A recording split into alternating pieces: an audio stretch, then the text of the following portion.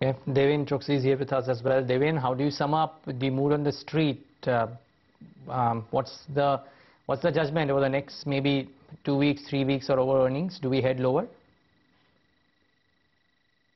Good morning, Miraj. Well, I think the mood in the market is quite nervous. Given the kind of negative news flows, I think the market is quite skeptical about the way up for the market is concerned. I think it's quite skeptical.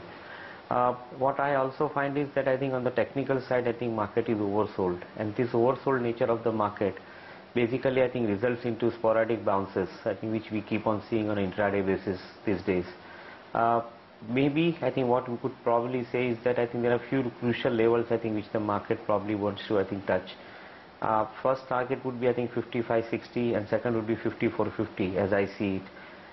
Somewhere in these days, probably you would see the market bottoming out in the area of 55.60, 54.50, and probably give a 350 to 400 points jump somewhere in the first half of April.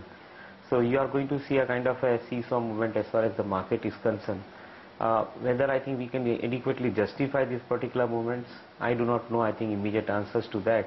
But I do think that I think few of the reasons I think could possibly bail the market out and probably I think take it on the upside. One of them could be the fall in the crude oil prices in the international market, and that could possibly give some amount of hopes or confidence.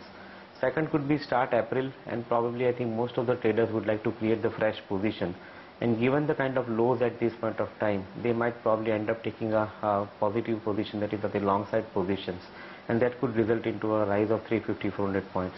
So summarizing, 5450, 5900 kind of a range in which I think Nifty should be trading, and individual stocks correspondingly could trade. But most importantly, some of the individual stocks, among the frontline individual stocks I would say, could probably give a jump of around 10 to 15% from the lows that they would make in this journey, and probably I think that would be the best time for traders also to get into the market.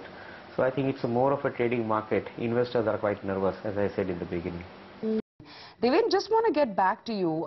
Soon enough, we would be staring at earnings as well. Which do you think, to your mind, would be the darkest pockets and where earnings pain is still going to be pretty gross this time around too? To say, I think those companies which are likely to show downward trend in the earnings? That's right. Okay. Well, I think it's going to be across, according to me. I think it's not going to be one sector versus another sector. It's going to be more or less across, I think, where you will be seeing the downtrend, the earnings. Maybe, I think, largely due to the non-fulfillment of the infrastructure activities within the economy, you are going to see the impact coming on to some of the companies, basically, I think, who are waiting for the order inflow, or those who have order inflow, I think, waiting for execution. I think they would probably, I think, show some kind of a downward trend. I don't know, I think, whether the banks would include into the party immediately, but I think in some of the banks' case, I think it would be, I think, a case in point. But at the same time, I think you would be seeing, I think, the fall coming across into the consumption space, with the automobiles particularly, I think, not likely to participate into the earning growth. So I think you are going to see across the board this particular phenomena, including in FMCG also. I think you are going to show the tapering down of the growth. So every place, I think you are going to see this particular situation affecting. I don't know, I think, how long it will last. I think the main point is that whether this kind of trend gets reversed at some point of time, and I think should that happen, then probably I think one could look at it. Maybe I think for that to happen, you will have to certainly look at some of the infrastructure projects as a direction to begin with. If they get kick-started, probably I think you should see the first sign of revival. Otherwise, yes, I think we are seeing the writing on the wall, that earning downgrades are taking place because of non-fulfillment of some of the projects which are not happening at all.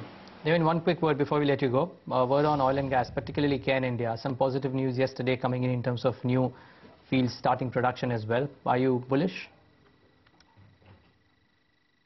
Miraj, yes, you tend to remain bullish. I think the stock is trading at, I think, a very attractive price-earning ratio. So definitely, I think that is giving me confidence, first point.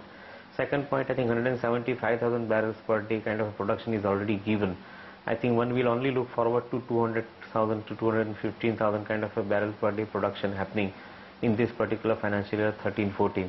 And in such situation, I think the ramp up is going to take place. Yes, on the other side, I think you are likely to see the fall in the international crude oil prices, and that could have minor adjustments taking place.